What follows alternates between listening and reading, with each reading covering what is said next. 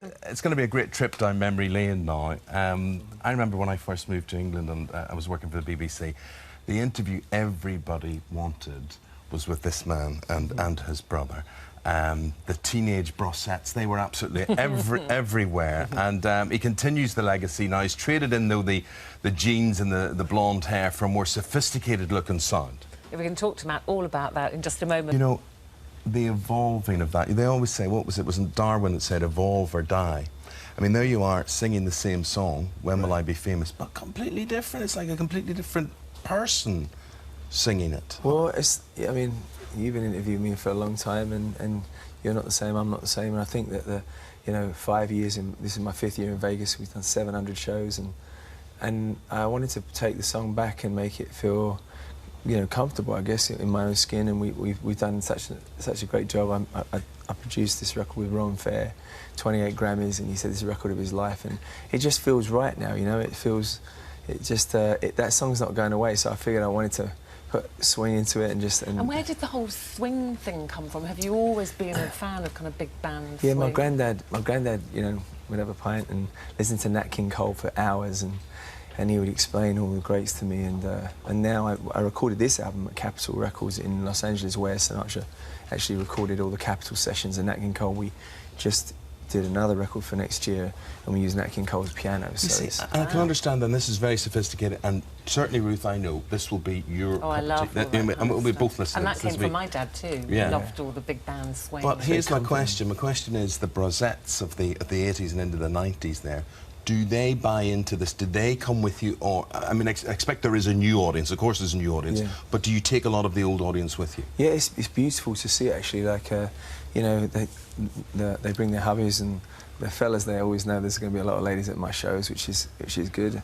Wonder why that is. And then the ladies always come up all dressed up, and they know that I like heels.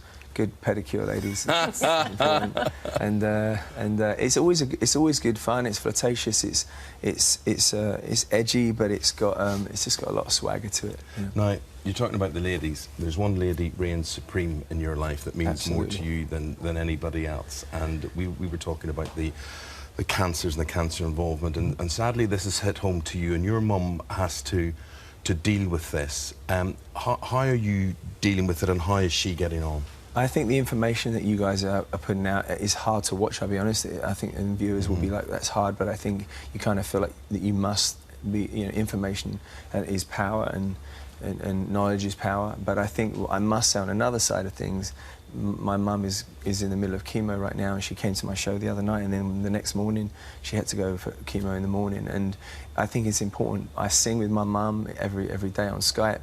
We made a pact that we're not going to edit subjects. I'm going to still be me, and she's still going to be her, and I think you have to just create so much hope and love and joy, and take some of the fear out of everyday life. It's not just about, you know, one thing. It's every single day. Me and my mum. I suppose you think, though, Matt, it's one of those things you hear about and you never think will happen to you or your family. When it did, when your mum was diagnosed, how did you all deal just with that diagnosis? Quite honestly, I was in Los Angeles. It was night. It was late at night, and I shouted as loud as a man can shout. I said no. She's the love of my life. And do you tell her you love her? Where's the camera? I love you, Mum, with all my heart and soul. I love you with all my heart and soul, Mum. What's your mum's name? Carol. Carol. She's the definition of strength and pride and dignity and grace. And she comes. My fans know her for years and years. She always looks beautiful. She came to my hotel the other day, and I'm cutting her hair and trimming it up, making it look a little bit so she feels better. Well, she's my best mate. Send her every... Carol, we send you every best Mum, wish. I want to send you a quick tweet. I shouldn't do this, but I want to tell you. You're allowed to do anything on here for your mum. This is for you. At Matt Goss. Mum, here goes to you, live. and that's important to you. It's important for you to tell her you love her and to keep the love alive. She's my best mate.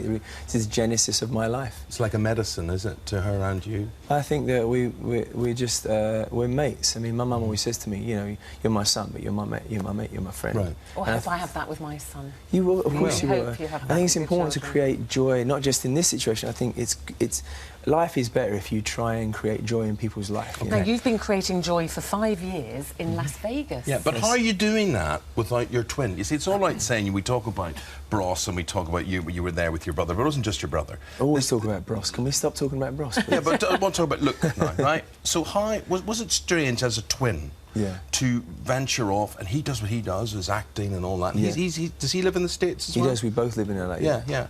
So to do what you're doing and for him to do what he's doing, as twins, was that hard? Was that like, you know, cutting the umbilical cord? I think, people don't realise it was my job. So when that comes to an end, you lose your job.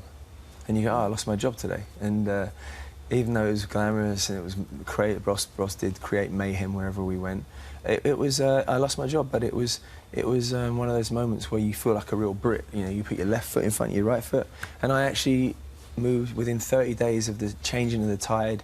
I decided to move. I'm not a masochist. I moved to America, and then I decided to figure out who I was as a person. And about 7 years ago, I made a record called Gossy, and then that's really what started it. And what basically is a casino called me, can you come in tomorrow? We've seen this video. And I cut it really short, but basically they called me and said, if you don't get this show, I'm going to give you my watch. And I said, I will take your watch. Yeah. And then the next day I got a call. He said, do you want the good news or the bad news? I said, the bad news. He said, you're not getting my watch. Welcome to Vegas.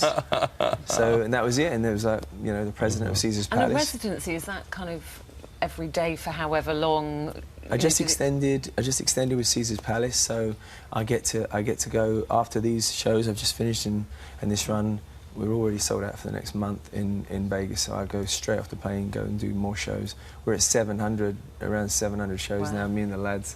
So it's... Well, you're singing for us at the end of the show today, aren't you? Yeah. What are you going to sing for us? I'm going to sing the swing version of When Will I Be Famous. Lovely. Oh, good. Great. Good. I look forward, and that's from the album Life You Imagine. And it's great to see you, and best regards, and get well soon, Carol. And come and see me at HMV Monday, 5 o'clock, Oxford Street. I'm going to be signing, so... You'll be there, in the hat.